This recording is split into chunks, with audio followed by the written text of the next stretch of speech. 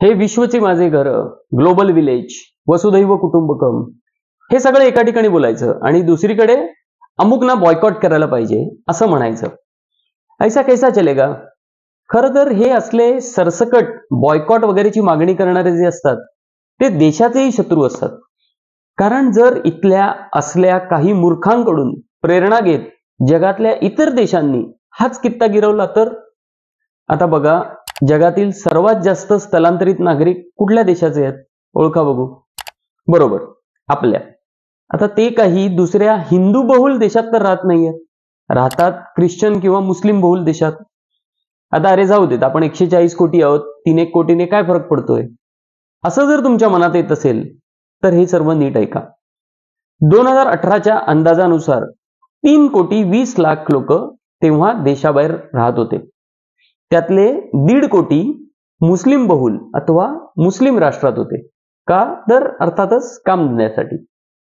आता जर त्यांनी धर्माधारित निकष ठेवला कामधंद्यासाठी तर अंदाजे 5 लाख विद्यार्थी उत्तर अमेरिका, युरोप, ऑस्ट्रेलिया या खंडात शिक्षणासाठी आहेत आणि कदाचित तिथेच स्थायिक होण्याचा विचारही करत असतील.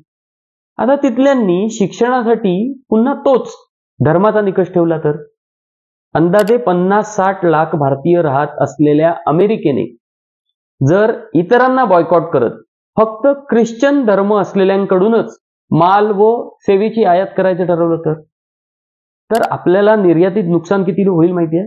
साधारण 4 लाख कोटी रुपये इतकं. गुंतवणुकीच्या बाबतीत त्यांनी तेच धोरण ठेवलं तर सरासरी वार्षिक 90,000 कोटी रुपये इतकी FDI येणार नाही. आणि तिथले भारतीय किंवा भारतीय मूळ असलेले अमेरिकन जे पाठवतात ते सरासरी वार्षिक 85,000 कोटी रुपये रेमिटन्स मिळणार नाही. मागच्या 3 वर्षात परदेशातून भारतात आलेला रेमिटन्स आहे अंदाजे 20 लाख कोटी रुपये, म्हणजे भारताच्या 1 वर्षाच्या इन्कम टॅक्स पेक्षा जास्त. फक्त 2021 मध्ये आलेला रेमिटन्स होता साधारण 6 लाख कोटी रुपये. एकूण रेमिटन्स पैकी 3 लाख कोटी रुपये फक्त मुस्लिम देशातून आलेले. तुलना म्हणून उत्तर प्रदेश आणि बिहार या 2 राज्यातून आलेले कररूपी उत्पन्न त्याच्या अर्ध्याहून कमी आहे. भारताची वस्तूंची निर्यात फक्त 4 मुस्लिम देशात आहे 3 लाख कोटी इतकी.